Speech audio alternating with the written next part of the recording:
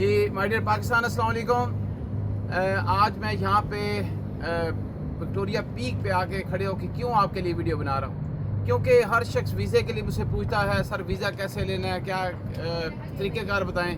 आज मैं थोड़ा सा वीज़ा बताता हूँ कि हाँ कहाँ का वीज़ा लेने के लिए क्या चीज़ें आपको चाहिए। आप आराम के साथ वीज़ा ले सकते हैं, यहाँ कोई प्रॉब्लम नहीं है। ऑनलाइन आपको वीज़ा फॉर्म फिल करना पड़ता है और मैं आसान तरीका आप बताऊं कि मैं इसकी पूरी आपकी हेल्प आउट भी कर लूँगा और मैं इस डिस्क्रिप्शन में सारा कुछ डाल दूंगा इसके अंदर, ठीक है। आपका लिंक भी डाल दूंगा। अगर आप खुद करना चाहें आप खुद भी कर सकते हैं और अगर मेरी हेल्प लेना चाहें तो मैं भी आपकी हेल्प करूँगा। ग्लोबल माइंड के नाम से मैंने इसको शुरू किया है, जो कि आपको एक बेहतरीन सपोर्टिव सेटअप देगा। पूरी दुनिया की सैर करा दूंगा आपको, क्योंकि कई लोग ऐसे मिलते हैं मुझे, कहते हैं मेरी वीज़ा ये नहीं लगा, मेरा ये वीज़ा नहीं लगा। वीज़ा क्यों लगे भाई? जब आपकी ट्रैवल हिस्ट्री नहीं है तो वीज़ा कैसे लगेगा? वीज़ा लेने के लिए आपकी ट्रैवल हिस्ट्री चाहिए, आपके फाइनेंशियल स्टेटमेंट चाहिए, आपका बड़ा दिल जुगुदरा गुर्दा चाहिए और पैसे खर्च करने पड़ते हैं। ओके, अब मैं 27 कंट्री का विजिट कर चुका हूँ, लेकिन मैं पैसे से नहीं घबराता। मैं हर वो पीक पे पहुँचा हूँ जहाँ पे मेरी दिल चाहे, क्योंकि खुदा का ये ज़मीन है, खुदा की हर जगह खुदा की है और जितनी खूबसूरती आप एक्सप्लोर कर सकते हैं लाइफ में करें। पैसे को सिर्फ सेफ में रख के ज़िंदगी गुजरती नहीं है। ओके, अपने आप को एक्सप्लोर करें। अब तरीक़ेकार ये है कि फॉर्म आपको मिलेगा, फॉर्म के ऊपर आप फिल करें, सारी डिटेल फिल करेंगे। डिटेल आराम से फिल हो जाती, कोई प्रॉब्लम नहीं है। आपके पास पासपोर्ट सबसे सामने रख लें, आप शनाख्ती कार्ड को सामने रख लें और खूबसूरत पिक्चर जो है ना वो आप डिजिटल ही आपको चाहिए, बैकग्राउंड वाइट बैकग्राउंड के साथ रख लें आप, तो आपको कोई प्रॉब्लम नहीं आएगी। करते जाएँ, जब आपको सारे फॉर्म फिल करने होंगे, करने के बाद आपको कुछ चीज़ें अटैच करनी होती है इसके साथ, ठीक है। फॉर एग्जाम्पल 6 मंथ की फाइनेंशियल स्टेटमेंट आपने अटैच करनी है। अगर आप जॉब करते हैं तो जॉब का लेटर साथ लगा दें, आप बिज़नेस करते हैं तो बिज़नेस का सेटअप साथ लगा दें। तो वो चीज़ें जो कि आपके फाइनेंशियल सेटअप को प्रूफ करती हैं वो साथ लगाएं, ठीक है ना। FCR फॉर्म होता है, FRC फॉर्म होता है, वो साथ लगाएं। अगर आपने अकेले जाना है तो वो उसके लिए अगर आपने मिसेज के साथ जाना है तो आपका जो है ना वो आप जो लगता है आपका मैरिज सर्टिफिकेट वो साथ लगाएं। इस तरीके से जो आपके पास प्रॉपर्टीज़ के पेपर्स हैं वो लगाएं। लेकिन प्रॉपर्टीज़ के पेपर में एक आप गलती करते हैं, एज इट इज इतने मरले जगह है वो मतलब ये लगा देते हैं, उससे कोई इम्पैक्ट नहीं पड़ता। बात यह कि जितनी भी प्रॉपर्टी आपके पास है प्लीज़ कुछ वैल्यूएशन कराएं।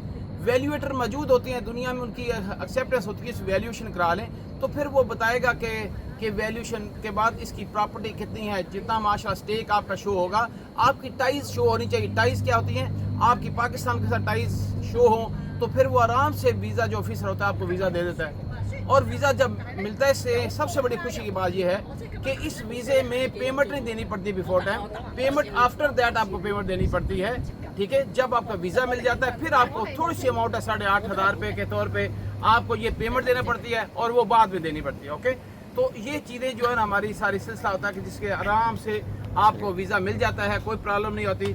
बात फिर वही है कि हम कोशिश करेंगे स्टार्ट हम छोटे छोटे वीज़ों से लें जिससे आप पैसा ऐसा जो हांगकांग में इतनी, मैं यहाँ पे जब आए हूँ लोग खुशहाल देखे मैंने, इन्वायरमेंट बेहतरीन है यहाँ का।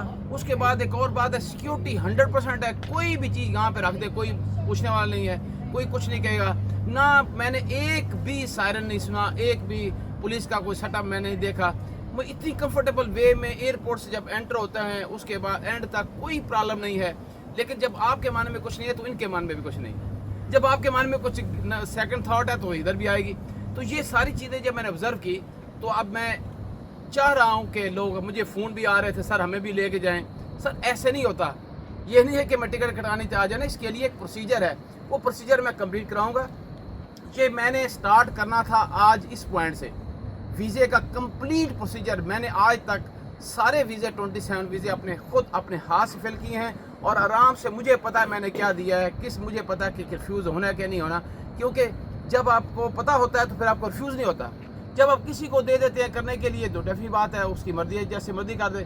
तो इसकी कास्ट भी बहुत ज़्यादा चार्ज नहीं मैं करूँगा, क्योंकि मुझे पता है कि मेरे जितने स्टेट लेवल वाले लोग हैं उनको मेरी प्रायोरिटी है कि वो मेरी विश थी कि इन लोगों को ले जाऊँ, क्योंकि लास्ट टाइम MDRT में नहीं जा सके, ठीक है।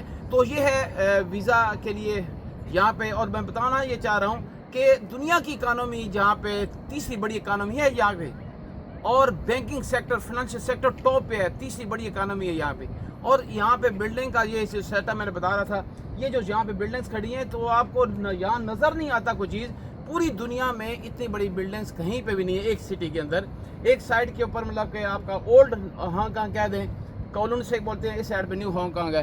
तो ये सारी चीज़ें क्या चीज़ शो करती हैं? ये सारी शो करती हैं कि यहाँ पे इंटरेस्ट, यहाँ पे दुनिया के जो हेड ऑफिस हैं वो यहाँ शिफ्ट हो गए हैं। यहाँ टैक्स रेट कम है, यहाँ पे पर कैपिटा इनकम बहुत ज़्यादा है। 99.9% आपका जो लिटरेसी रेट है ये बेसिकली ये चाइना के साथ इसके बॉर्डर से मिलता है। लेकिन 50 साल की लीज पे था। ऐसे था कि जब यहाँ पे विक्टोरिया थी, यहाँ पे जो ब्रिटिश थे उन्होंने 50 साल के दिया है। अब 25 साल गुजर चुके हैं, उसके बाद ये चाइना को जाएगा। अब इंडिपेंडेंट स्टेट है और हर तरीके से माशाल्लाह ये बेहतरीन स्टेट है। यहाँ आके मुझे इतनी खुशी महसूस हो रही है। I feel comfortable. Transport top level की है, हर चीज़ टॉप लेवल की है। Thank you very much, hope the best. इंशाल्लाह नेक्स्ट वीलॉग के लिए इंतजार कीजिएगा। Thank you.